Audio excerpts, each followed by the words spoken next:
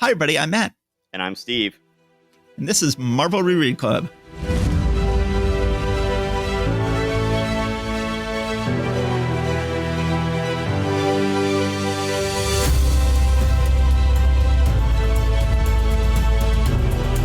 Okay, everybody, this is yet another case where I'm not going to pretend like, hey, Steve, what have you been up to since we last spoke? Because we are just recording the second half of January 1964. When we do these two-part episodes, we generally record them all in one night. So we have just finished recording the first half of January 1964, and now we're going to go ahead and do the second half. So why don't we hop right into it, Steve? What book are we going to do first?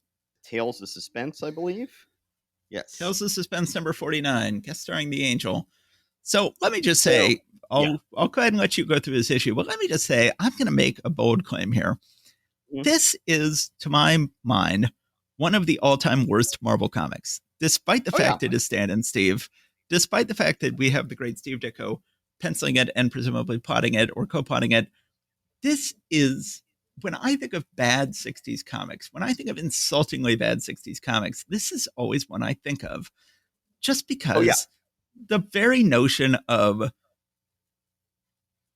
a hero stands too near to a nuclear explosion and the nuclear explosion turns him temporarily evil is just the lamest story starter ever. And especially where it's like, oh man, that's so crazy. Who would ever have thought of that? But no, it's then treating it as being like, oh yeah, I should have thought of that. Or to jump forward a little bit. And then also, the art combination of Ditko and who's inking him here, Ayers, is Reinman, actually. Even though I usually like Reinman, but once again, that just does not work in here. And actually, when you were talking about insultingly bad comics, I had misremembered, and I mentioned this in the previous episode, I had misremembered that Iron Man used his built-in slide rule in his gauntlet in this issue. But I think I remembered that just because that was an insultingly bad and poorly drawn panel. And so I was thinking, oh, well, that's clearly this issue. But no, it wasn't. It's coming up in an upcoming issue, which I think might be Heck inked by Ayers or something like that. And that's where the disconnect comes there. All right. So it starts out with the Angel flying back to school, presumably from New York City. And he's like, oh, I'll take this shortcut over this Stark factory down below. And then Iron Man is waving him off like, no, you fool. There's going to be an explosion. And Angel's like, why is he waving at me? And then the nuclear explosion goes off. And, so it seems a little odd to me that in actually within the bounds of New York City, they'd be setting off some sort of nuclear explosion as part of an experiment. But, what do I know? I'm not a scientist. This nuclear reaction of some sort ends up setting off something in Warren Worthington's brain that turns him evil. He says, I feel different, as though I'm a new person, a smarter, craftier, slyer person. And yes, I admit it. A far more evil person. So then he ends up in a sort of a chase with Iron Man. Iron Man ends up running out of power or stalling out his jets, and he falls down into one of the buildings on his property. Meanwhile, we switch to Westchester, where the X-Men are all being confronted by Angel, who's basically saying, hey, guess what? I'm evil now, and I'm going to go find the evil mutants because they're awesome and they're like me.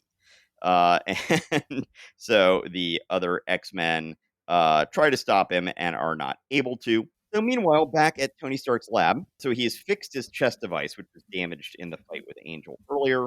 And then he takes off his armor, and we get to see once again how there's this magnetic release of the sleeves of these things. So we don't see the whole thing with undressing and seeing his bare thighs. But we'll see. We still get to see some bare thighs. On the bottom of page 9, we still get to see some bare thighs. There's going to be continual bare thighs. Okay. Yes. Well, if you're into Tony Stark's thighs, then you're in luck from now on. So meanwhile, we go back to the Angel continuing to bug out of there, and Professor X is trying to send him mental commands.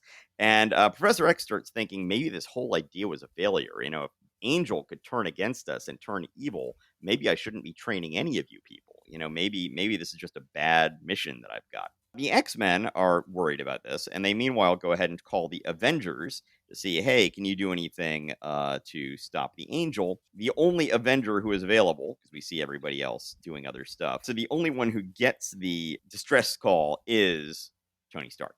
Now, when he gets the radio call on page 9, he starts taking off his suit, and there's this antenna on his shoulder that sticks up to like the level of his eyes.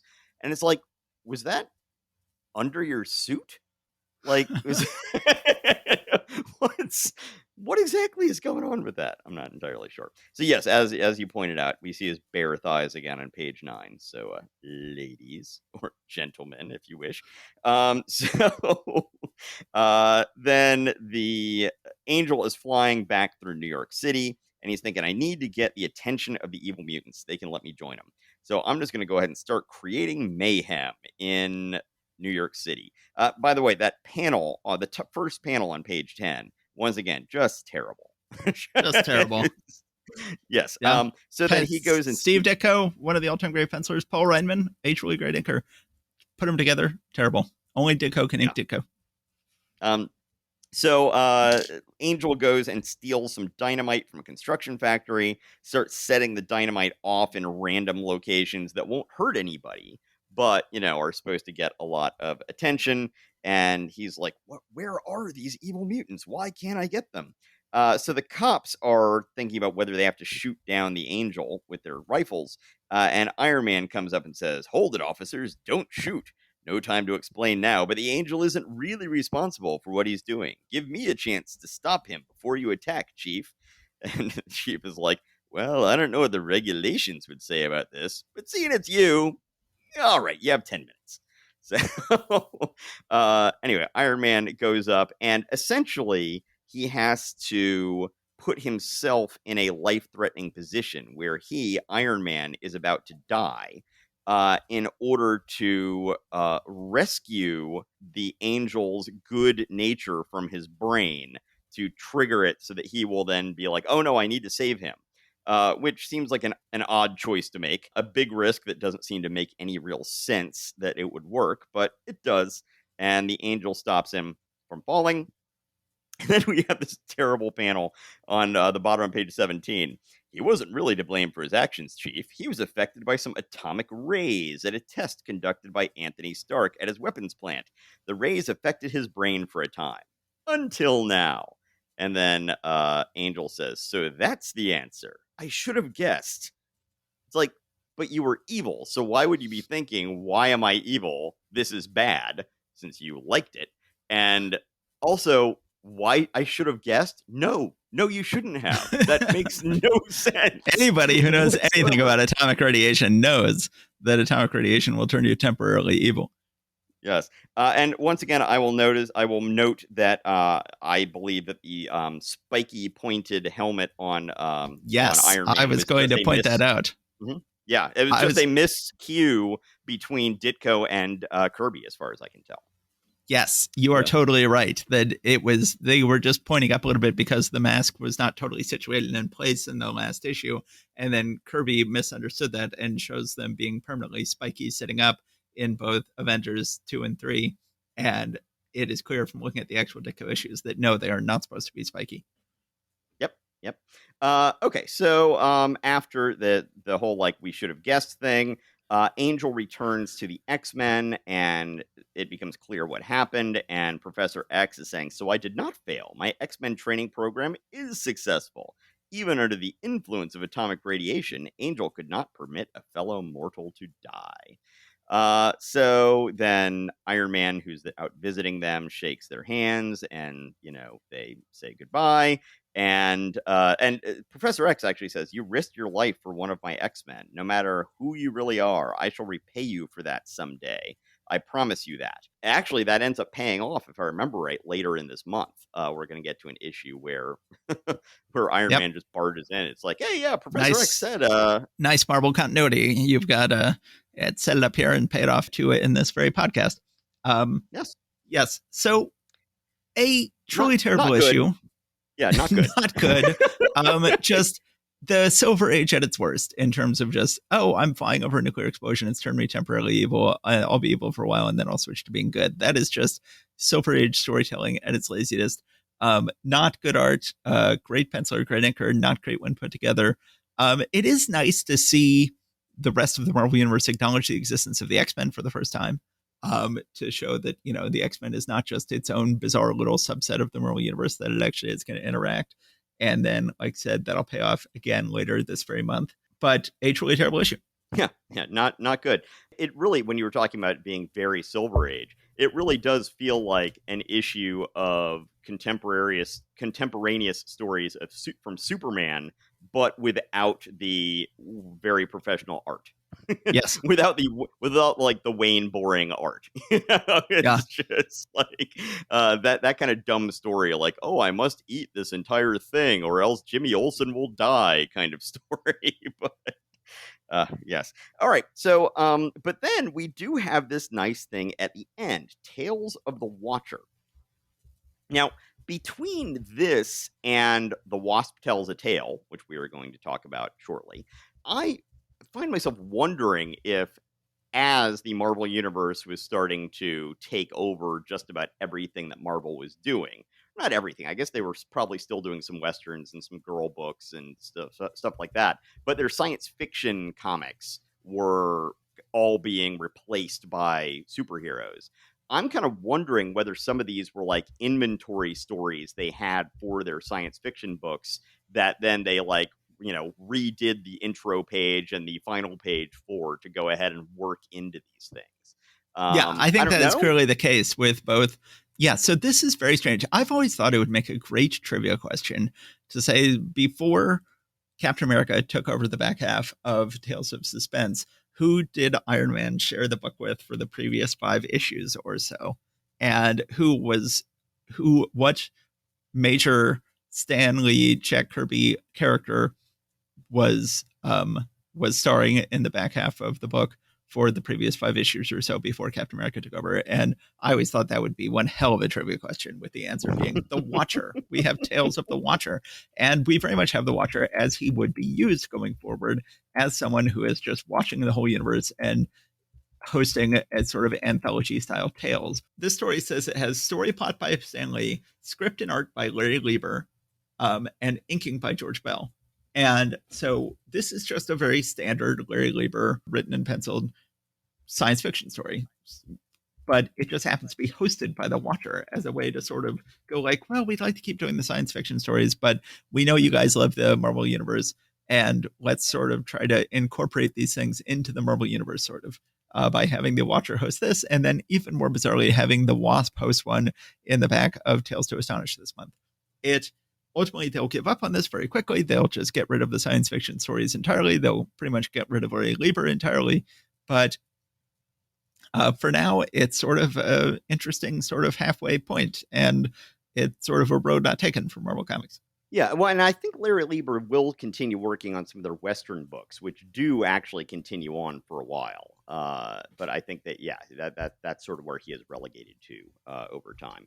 But yeah, so I wonder whether this was just an inventory story that they already had laying around that they modified, or if it was just, as you said, we still want to keep doing a few of these things here and there. Anyway, generally, this is both a dumb formulaic story and a very sort of profound story in terms of the direction, the sort of anti-militarist direction that Stan Lee is heading in here, which I think we determined earlier seemed to have been sparked by the Cuban Missile Crisis, as far as we could tell in terms of the timeline of when things were done here. That coincided with the first appearance of the Watcher, and there was some talk there, and with the Red Ghost stuff on the moon, about mankind possibly leading to their own destruction, and that this is sort of building on that a little bit here. Yeah. So I should say I didn't actually read the story. It's just a Larry Lieber sci-fi backup story written and penciled. I don't read those, but I just thought it was funny they had the Watcher host it. But I didn't actually read the story. Well, it actually does. So let me. So basically, they're called the Sneepers. Do we have time for this? Well, okay. Let me just jump to the end. Let me just jump to the Okay. end. So it's generally a pretty lame story. These aliens called the Sneepers are watching humanity through the years and thinking, they're just cavemen. They're not worth conquering. And then they see that we're going through all this technological and cultural advancement. And then they realize that we are actually starting to overcome their technology when we get the atom, when we get the power of the atom. So then the Sneepers are then continuing to watch us. They're like, well, now they're more powerful than us. We need to be worried about them. We should have conquered them earlier. And then the newspaper headlines say, fighting rages in Vietnam. Communists explode new super bomb. Cuba crisis grows worse. And the Sneepers are all like, you know what? This problem's going to take care of itself. Yeah, we're worried about these humans and their technology, but looks like they're about to blow themselves up with that technology. So then we won't need to worry about it. And the watcher comes in and says, thus the Sneepers wait for your self-destruction, but you must not allow it to happen. You must not permit the Sneepers to gain control of the galaxy by default. Somehow, some way, you must prove them wrong. You must heed my warning, for you are free to act, but I may only observe and hope, for I am the watcher. So, this is really a pretty, Yeah. a pretty blunt moralistic story here about the dangers of, where we were in the Cold War at the time. And this is more the direction that Marvel Comics will be heading going forward. It is. Okay. So, there we go. That's it. Well, that brings us to another comic that has a Marvel character hosting a science fiction story in the back. But before we get to that, let's go ahead and do Tales to Astonish. Don't miss Giant Man's showdown with the human top. So we pick up second half of the story from last issue. We begin with the same thing going on as happened at the end of last issue. Once again, Giant Man is created a little fake spinny top type person for him to practice fighting the human top on, and once again is doing a terrible job and can't get the hang of it and realizes what he's going to do. We then get to the second time this month where we have a villain who is just randomly throwing dynamite, harmlessly throwing dynamite off a pier, just as Angel did. This time it is the human top trying to cause a distraction so he can do a crime on the other side of town. Giant Man figures it out. Oh, I should go ahead and say that this issue is written by Stan Lee, drawn by Jack Kirby, inked by Dick Ayers. I love Ayers inking on Kirby, and I'm so happy to have them back reunited on this issue. Reunited and it feels so... I'm sorry. Yes, we're now going to have to pay for that song clip. So then... No, I kept it under 7 seconds. Okay. So then Giant Man tries to go out and deal with it, but then his fan club shows up. Then that will be a recurring thing going forward. So he has to get them out of there. He goes across town. He tries to stop the human top. Human top, he just can't get a hold of the guy. The guy's too slippery. He gets away. They should then have a panel of the Wasp hitting the Human Torch with water from a fire hydrant, but instead it has the Wasp telling a cop to do it, because I guess she lacks the arm strength to open a fire hydrant is the idea here. It's pretty lame. So then he gets away. Now we get to, for the first time in a long time, we have the human top talking about like, oh, I'm going to steal some civil defense plans and I'm going to sell them to the commies. We haven't had mention of the commies for a long time in Marvel Comics. But, and sure enough, you see a red agent with his classic goatee and mustache who is going to buy the plans. But meanwhile, Giant Man and the cops come up with Operation Clampdown, and we don't know what that is. But then we see them put it into effect. He confronts, he puts on a trench coat and hat so the human top won't recognize him, and then throws it off and reveals he's Giant Man and fights the human top. And the human top's like, oh, I can get away from you. I'm very slippery. But then he finds that he is on a street where every single street has been blocked off by a fence, and he's trapped. And Giant Man can finally grab him. Well, Giant Man then puts glue on his hands. Correct? Yes. Giant Man. We don't see that he does this. It's just after he catches the top, they're like, how were we able to do that? He's like, oh, I put some super sticky stuff on my hands. The end. Yes, he had glue on his hands, allowing him to keep the top. And then Wasp is like, but I don't understand. He slipped out of your grasp so easily before. How come he couldn't do it now? He says, because this time, my inquisitive little imp, I took the precaution of applying a strong coating of glue to my gloves. You'll notice you can't get away now either. She says, but I'm not struggling. I like it this way. And that is the end of our two-parter. Great to have Kirby giving it his all this issue, Kirby having a lot of fun, beautiful air syncing. I think that this is a fun issue. It's sort of a shame to start doing two-parters because it was fun having done in one issues. But if it gives us another issue of beautiful art and perfectly fine story, then I'm okay with it. So yeah, I'm still not a fan of the human top, but my favorite panel in this issue is on page 11 at the very first panel up there, where their sting operation that they're doing against the communists is going on, and apparently they are literally right next door to the communist safe house or whatever. And then Giant Man leans out the window of the room that they're in and says, "Now that our commie friends have served their purpose, we won't need them anymore." And he reaches around into the next window and grabs them. I just find that utterly hilarious. So then you were going to go on and talk about the Wasp Tells a Tale. Yes. So then in the back, even more bizarrely than having, well, first of all, there is a way standard. Way more bizarrely. Way more bizarrely than having the Watcher tell a science fiction tale. Well, first we have just the normal Stanley Larry Lieber science fiction story in the back. That goes on for 5 pages. But then after that, we get another 5 pages called The Wonderful Wasp Tells a Tale. And we are in a veterans hospital. Various veterans convalescing in a veterans hospital. And then the Wasp has shown up. Once again, this is Storypod Stanley, script and art Larry Lieber, inking George Bell, just as with the Tales of the Watcher. And then she tells a tale called Somewhere Waits a Wobo. Once again, I did not read it. It is looks like a standard Larry Lieber science fiction tale. And yeah, this one, unlike the previous one, this one does not have any real redeeming qualities. She finishes telling the story, and they're like, "How about telling it again? We may have missed some important parts." And she says, "Sorry, fellas, just like the Wobo, it's time for me to change now, like this. As soon as I get one of my reducing capsules, she's gone. It happens every time. Oh, well, maybe she'll come back sometime. How'd you like her story, Joe?" "What story? With a doll like that in front of you, who can listen?" And it says, "We can, that's who, and we'll listen again next issue when the Wasp tells another tale." The end. So bizarre. So These bizarre. make no sense whatsoever. It's like we've never gotten any impression that she is either a fan of or a writer of genre pulp fiction, which is basically what this is. It's like, what am I sending into amazing, amazing stories to hopefully get published next month?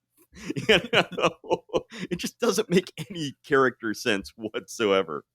No, when we talked to Jeremy Whitley about his Wasp comic, we should have said, "Can you have a throwback to the Wasp Tells a Tale? Could you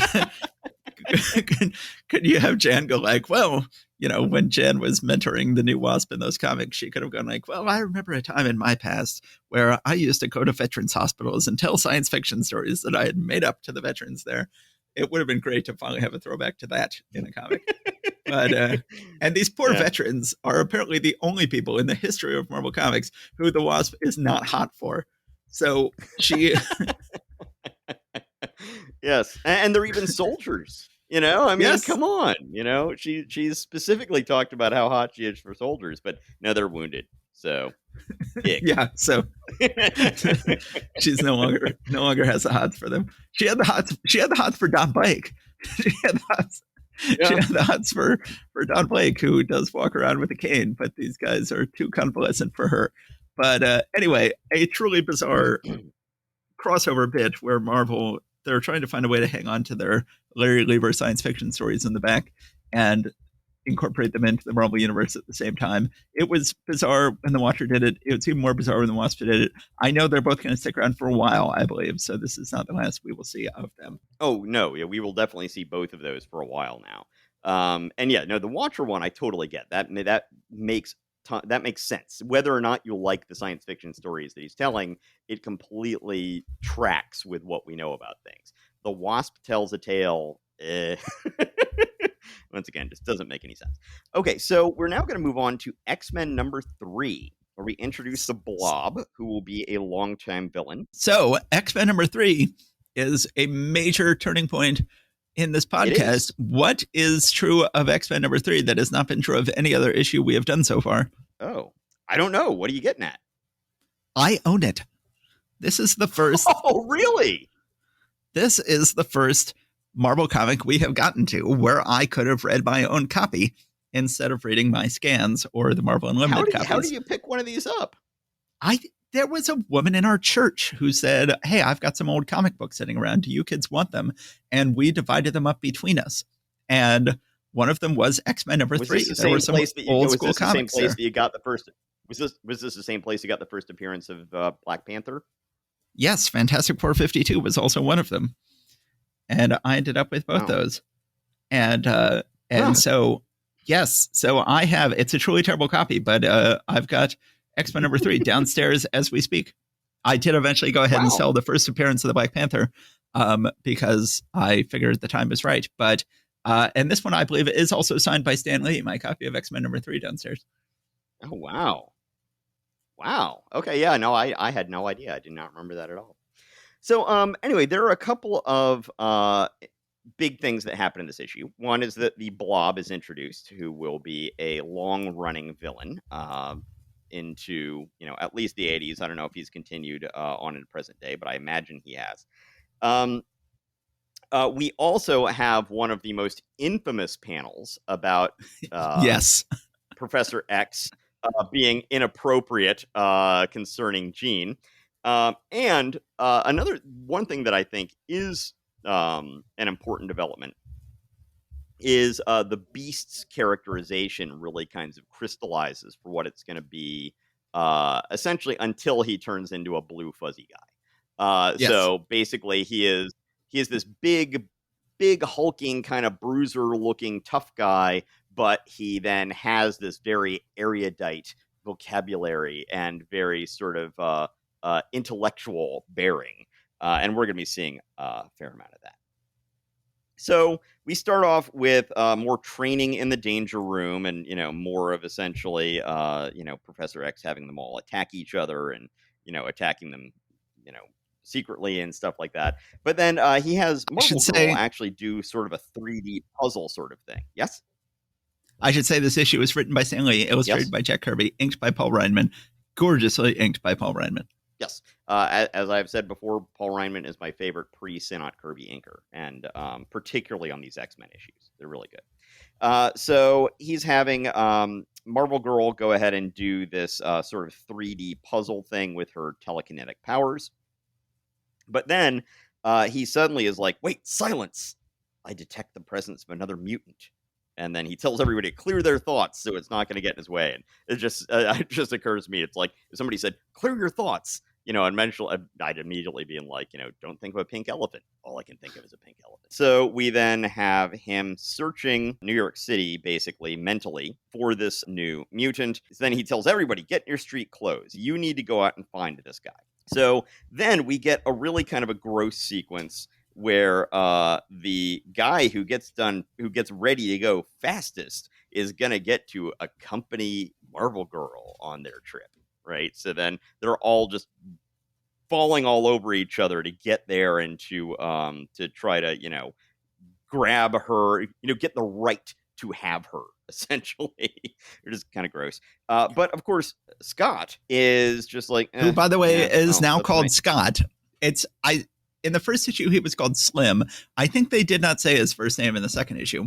So I think he's called Scott here for the first time, Scott Summers. Did they ever call him Slim again? I don't think so. I just lured you into a trap, didn't I? We've always said not to say that sort of thing. Yes, never say it.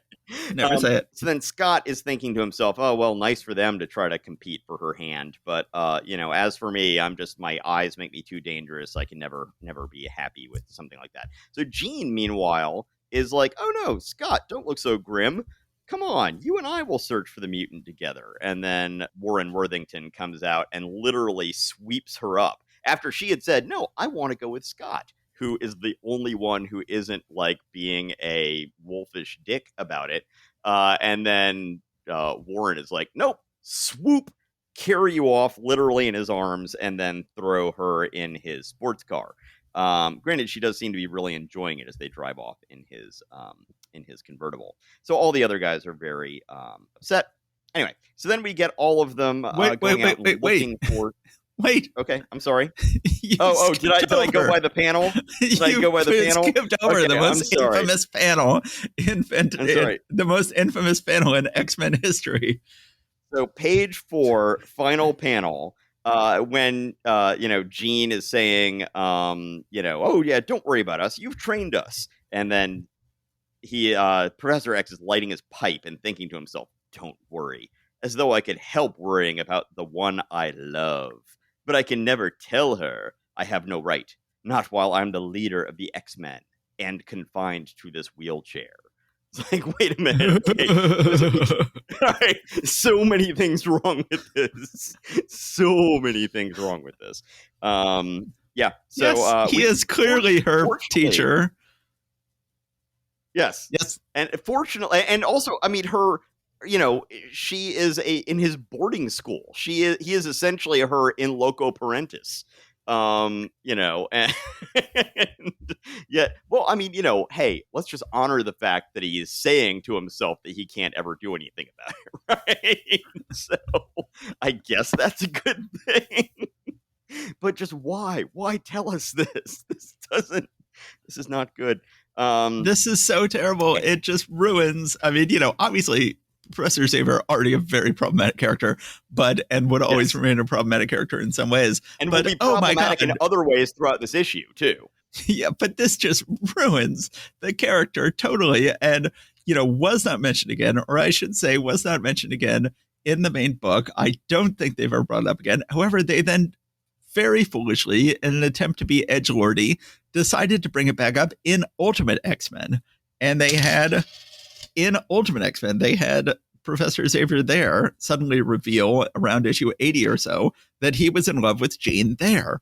And then they killed him off later in that same storyline.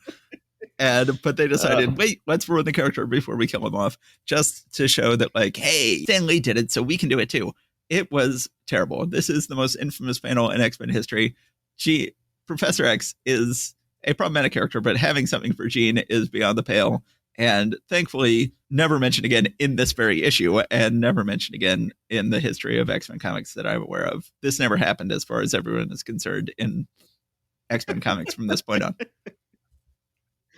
So either that, or he was like, that was the last time he thought about it. It's like, nope, that's the last time I can think about this because, I'm her teacher and I'm too old. So then, well, just put it behind me. Who knows? So anyway, we have scenes of the various X-Men going through New York City, trying to find this mutant, continually thinking, oh, there's someone who seems to be using a superpower, and then there's some explanation for what they're seeing. Scott, however, finally finds the mutant at a traveling carnival, and the mutant is the Blob. Let me go ahead and say on page 6, we've talked about how just remarkably Kirby inked by Reinman looks like Steve Rude inked by John Nyberg.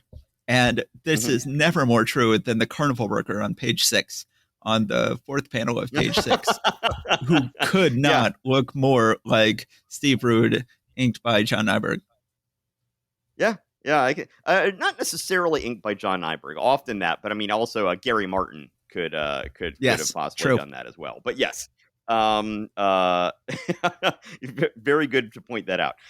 So we are introduced to the Blob, who essentially is like a carnival sideshow strongman. But instead of a strongman who lifts heavy things, it's just like, oh yeah, so anyone who's paid the 25 cents to get in here can come and try to knock him down, basically. And so then, he's being crawled over by half a dozen guys, including Scott Summers, trying to knock him down. He just stands there like a statue and just like, nope, no one can knock me down. So apparently this is the mutant. Then we've got a Western sharpshooter type who is also part of the carnival, who shoots a rifle at the Blob. And these rifle shells, casings, bullets, rounds. I don't know. I'm a liberal. I don't know anything about guns. Yeah, we were not raised in a gun knowledge family. So one way or the other, they lodge into his fatty flesh, and then he's just able to pop them back out. So the bullets are just cushioned into his skin. And this is something that we'll see going forward in the 70s. We'll actually see that Wolverine is unable to slice the Blob because his skin just sort of oozes in from where the blades are trying to hit him. So Scott Summers tracks the Blob down in his sideshow trailer, approaches him and says, "Hey, you're a mutant, and do you want to join the X-Men?" And then he's like, not really showing any interest until Warren Worthington shows up with Jean Grey, and he's like, "Oh, wow, that babe's here. Yeah, let me go ahead and come along with you." So, and then Scott is like, "Whoa, hitting on Jean? Hey, man, that's one thing the X-Men don't do. All right, we do not hit on Jean. It's one thing that only the X-Men do. Like, only we're allowed to hit on her in a gross manner." Well, they just invited him to join the X-Men, so he's just trying to fit in. He's like, "Oh, join the X-Men, huh? I guess that means grossly hitting on Jean Grey. Okay, let me start." And then suddenly Scott is like, whoa, where did that come from? So, meanwhile, we also get an intimation on page 9 that the Blob is actually fireproof as well, and I don't think they ever bring that up again. I don't remember that being a thing that they talk about going forward. Anyway, one way or the other, he comes back to the X mansion and is being tested by Professor X to see what kinds of powers and strength that he has. Blob, though, meanwhile, is just like, "Okay, yeah, that's cool, but no, I am not joining your corny outfit. I'm out of here." At which point, they like try to stop him from leaving.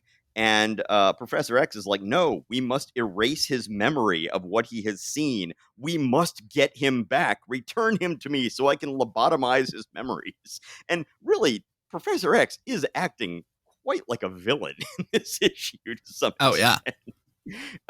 It's just very much, this is very much the sort of thing like, how much better are you than the evil mutants? Like, this is, you are behaving kind of evil mutanty here.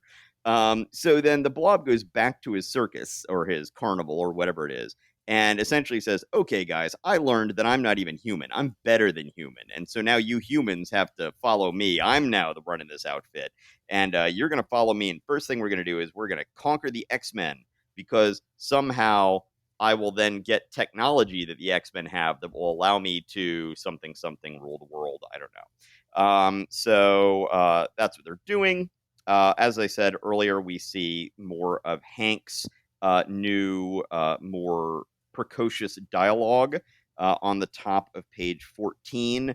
The Beast is saying, "Angel, although your colloquialisms are extremely colorful, they are completely unnecessary. I will be fully garbed and at the ready before you shut my door." This is nice to see that development of him into the character that he will be for the next few decades, or at least next decade. Okay, so then, meanwhile, the carnival has just shown up, and this is somewhat reminiscent of issue, what is it, 4 or 5 of the Hulk, where we had the Circus of Crime? Yes. But so it's just delightful on page 14. I mean, I'll just go ahead and jump ahead to say I'm a big fan of this issue. And, so then Warren is going from room to room. We see him stop by Professor X, and then stop by the Beast, and then stop by Bobby. Bobby is secretly eating an ice cream sundae. Now, we haven't gotten to the issue yet, I think, where they make it clear that Bobby can create ice cream. Oh, I thought he was doing that in issue 1, wasn't he? Oh, was that issue 1 where he turned pie into a la mode? Oh, maybe not. That might be a later one. Okay, I think that might still be coming up. So it's unclear if he has created this ice cream himself, but he is eating ice cream. And then suddenly a giraffe head sticks in his window and eats the ice cream. And they're like, "What's going on?" And this is how they find out that a circus is attacking them, which is just delightful.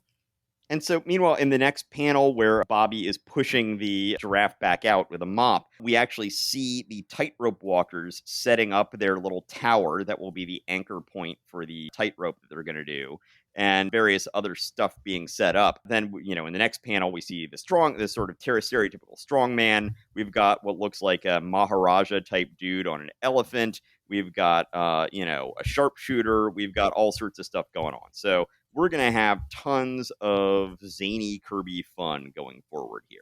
The Beast fighting a gorilla at one point, the cowboy guy trying to lasso the Angel, We've got some guys being fired out of cannons in order to take the angel out of the sky. We've got we've got Scott shooting an elephant with his power blast.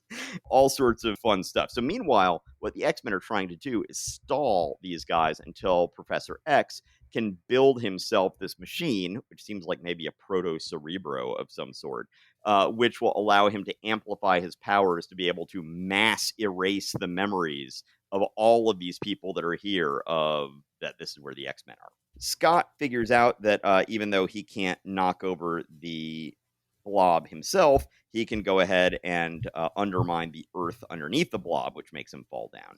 We've got a truly bizarre situation on page 20 where the Beast is moving forward in a particular direction, and we've just seen how agile he is, and how he's just jumping in all sorts of directions. But then we have a human pyramid set up where they say, "Here he comes, brace yourselves. He can't stop now. He's moving too fast." Well, literally in the previous panel, we'd seen him moving around very agilely. And now it's like, Yes. oh no, he's 20 feet away from us. He's moving too fast and he can't stop. And then somehow this human pyramid, which should be a very unstable thing, is able to catch and stop the Beast as he tries to jump through their legs. Uh, so Yes. one way or the other, it looks like the X-Men have all been captured.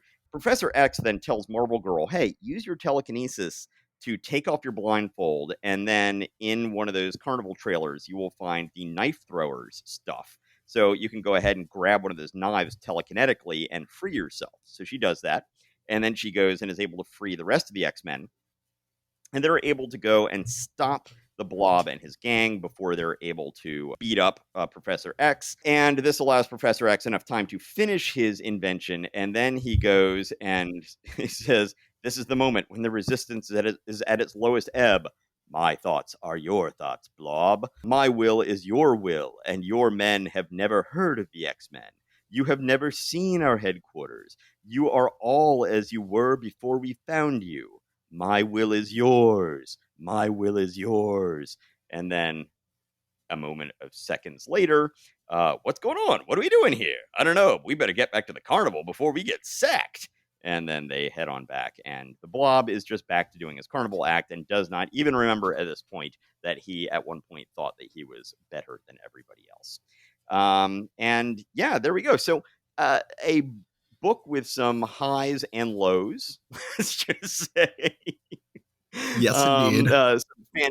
Some fantastic Kirby Reinman art, some fantastic circus fight scenes, but at the same time, everyone is once again just sexually harassing Jean all over the place, including, at least in his brain, Professor X, which is gross. So, yes, so gross. Yeah. But this is, other than that, a great issue.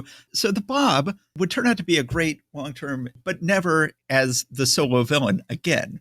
He would, they realized by the time he comes back next issue, he works better in groups, as always, a member in various configurations of the Brotherhood of Evil Mutants, which then eventually gets rebranded as Freedom Force when they go to work for the government. They realize that, the Bob is a great person to be fighting the X-Men as part of a group. But it is an interesting sort of what could have been, where we see him as more of an intimidating force who can actually lead an army of his own in this issue. And it's a little bit similar to the Circus of Crime back in Hulk, but it is wonderful. It is, I think, Kirby loves circuses. And I think Kirby just has a heck of a fun time drawing the circus attacking the X-Men. And he loves having unfortunate things happening to elephants. Yes, he does. Poor elephants. They aren't treated very well by Kirby. Being juggled, being shot by I-beams. Poor elephants. Okay, so yes, I think we've said what we need to say about that. So I think we're down to the last issue of this month, which would be the Avengers, and I believe this is your turn. All right. So we have an embarrassment of riches this month. We had Reinman and King Kirby in Tales of Asgard. We had Reinman and Kirby in X-Men, and we have Reinman and Kirby in Avengers. And all three inking jobs are just fantastic. Reinman gets better and better. When we first met him a couple of months ago, he was just okay. And now he is doing absolutely gorgeous work. And tragically, this is his last issue of Avengers, because next issue will be one of the most monumentous issues of the Avengers ever, in which Captain America is reintroduced, and tragically, it will be inked by George Bell. It is especially a shame because this issue shows what could have been, yes, uncredited George Bell, but clearly George Bell in the next issue. But this issue, inked by Reinman, so much better. Oh, and let me just say what we were talking about with Iron Man's new mask that we were talking about earlier. It's weird. At the beginning of this issue, it seems that they've got it right. It seems like they figured out how that mask is actually supposed to work. But as the issue goes on, those points start getting pointier, which is a little bit weird. And then next issue, they'll be very pointy. But yeah, it just sort of seems to gradually happen. Yes. But so it's an odd issue, and they talk about how it's odd on the first page. The issue is called The Avengers Meet the Submariner, and then they explain he doesn't come in till page 15, but when he does, wow. So, in matter of fact, they spend most of this issue fighting the Hulk, who, when last we saw, was an actual member of the Avengers, but he left the Avengers at the end of last issue, and now he has become their number one nemesis. So it was weird. They sort of fought him in the first issue, and then ended up having him join at the end of that issue. And then they ended up finding him again in the second issue because there was some confusion with the Space Phantom. And then he left at the end of that issue. And now they're finding him again in the third issue, now as officially their nemesis, not as a member of the team in any way, shape, or form. And then it also becomes a Submariner issue. But as they point out on the splash page, Submariner doesn't show up until page 15. However, this turns out to be an extremely long issue. This is a 25-page issue, which I think is the longest non-annual Marvel comic we've had so far. And it is epic. This is the most epic a Marvel comic can get that is not an annual. So then we begin the story. Yeah. The Avengers are all sitting around going like, who are we going to fight now? The guys, they're like, let's fight our former member of the Hulk. So then Iron Man projects his image around to talk to various other Marvel heroes. First talks to Ben Grimm, then talks to Reed and Johnny and Sue, then finds Spider-Man, talks to him, then goes to the X-Men, who, of course, he met earlier this very month. And they actually have a little, footnote saying that he met them in Tales of Suspense 49, Iron Man and the Angel. It says, I took the liberty of barging in because the Angel had told me to contact you if I ever needed a favor. It says, we shall notify you as you request if we hear anything about the Hulk. So then they say, hey, I know, here's a better person to call. Why don't we call Rick Jones? He's someone who actually knows where the Hulk is all the time. So then they call Rick Jones, and Rick Jones is like, yeah, I'll go try to find the Hulk. But then Rick's like, nah, I'm not. I am going to go try to find the Hulk and then not tell the Avengers, which he does. And he is out there with the Hulk, convinces the Hulk to turn back into Bruce Banner. But then Bruce Banner turns back into the Hulk in the middle of the night, wakes up, tears off into the night. And Rick Jones is like, yeah, I guess, okay, I got to go ahead and tell the Avengers. So he goes ahead and tells the Avengers. He says, he's in New Mexico, Sector B. And they mention that a couple of times. Like, that's where he is. He's in New Mexico, but Sector B in New Mexico. So just so we're clear, you can look that up on a map. Sector B. So then we have all of the Avengers who are presumably all in the New York area hauling ass out to New Mexico again. And they get into a massive fight. And basically from this point on, this issue is all action. And it is fantastic. Kirby is having a ball in this issue, Kirby and Reinman. And so then we have Hulk and Iron Man fighting out in the desert. The Hulk springs all of the spines off of a cactus and shoots them at Iron Man. Then it eventually ends up on a train. I always love train fights. They are banging the hell out of each other on this train. And then the Hulk finds out that there's a secret weapon hidden inside one of these train cars, the ultimate weakness of the Avengers, flour. And he then he grabs bags of flour and uses them to totally defeat the Avengers. There's a great panel. He uses the flour to blind Giant Man, and then the train goes into a tunnel, and Giant Man goes whoop and gets knocked off the train when the train goes into a tunnel.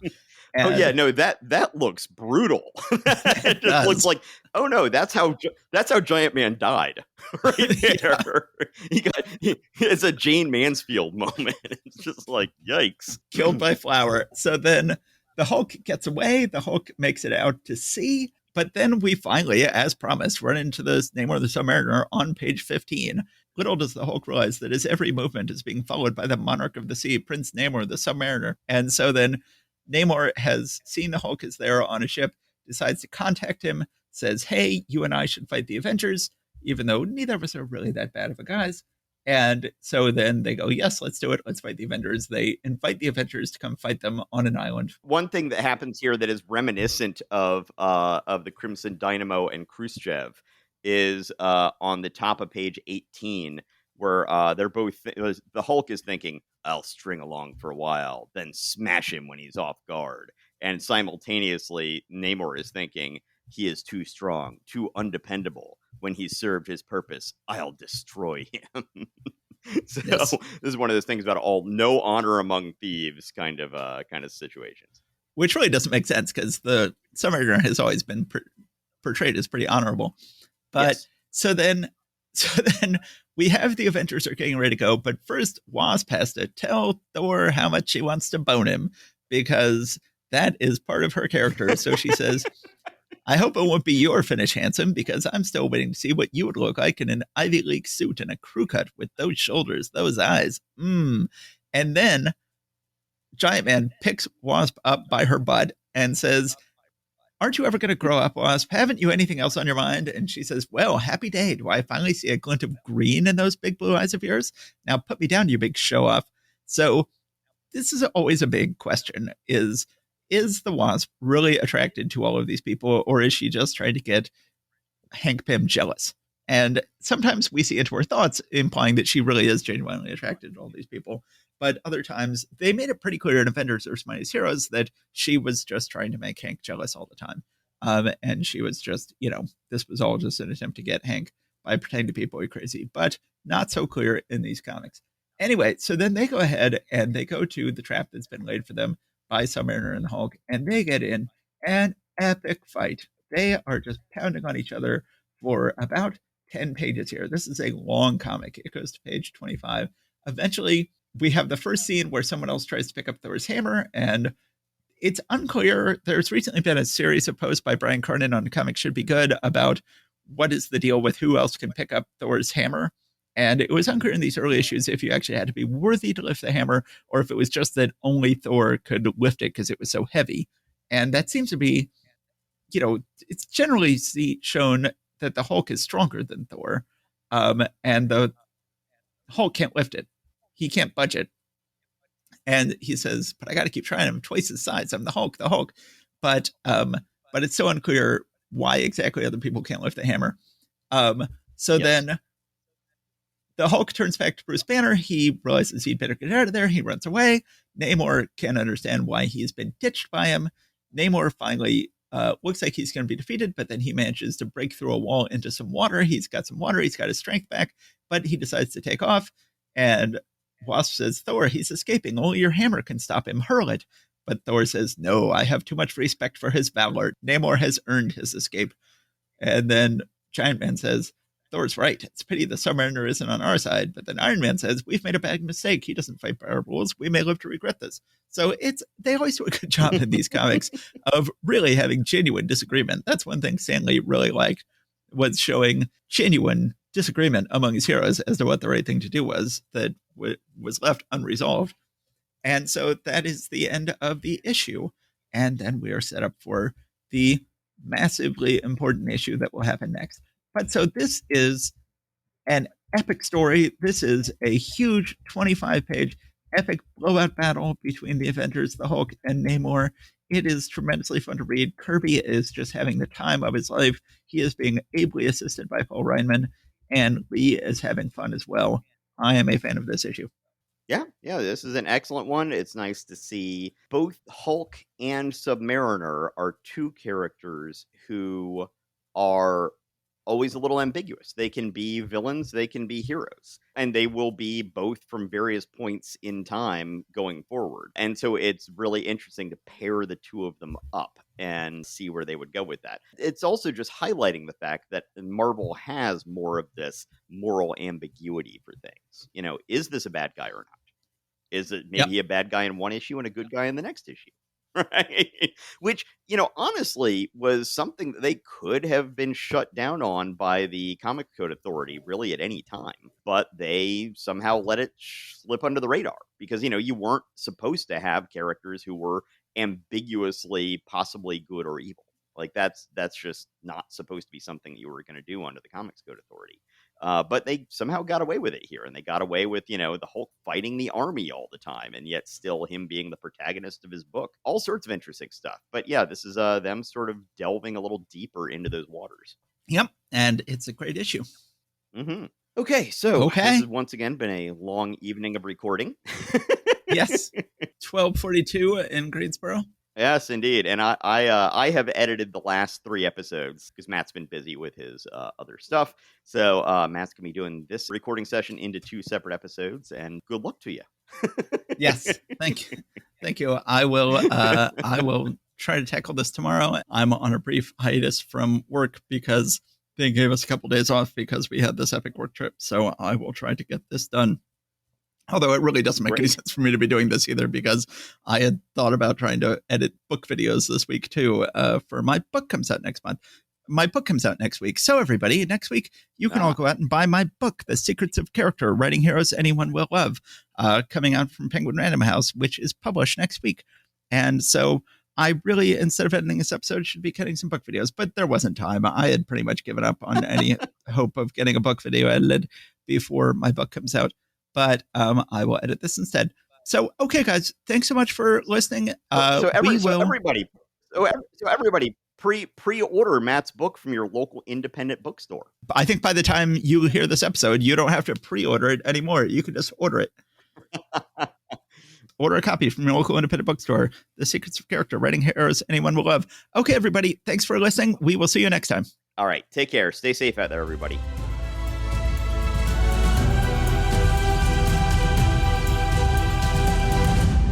Thank you for listening to Marvel Reread Club. Please subscribe and rate us wherever you found us. Go to secretsofstory.com and click on Marvel Reread Club in the sidebar to find notes and join the discussion about this episode. See you next time.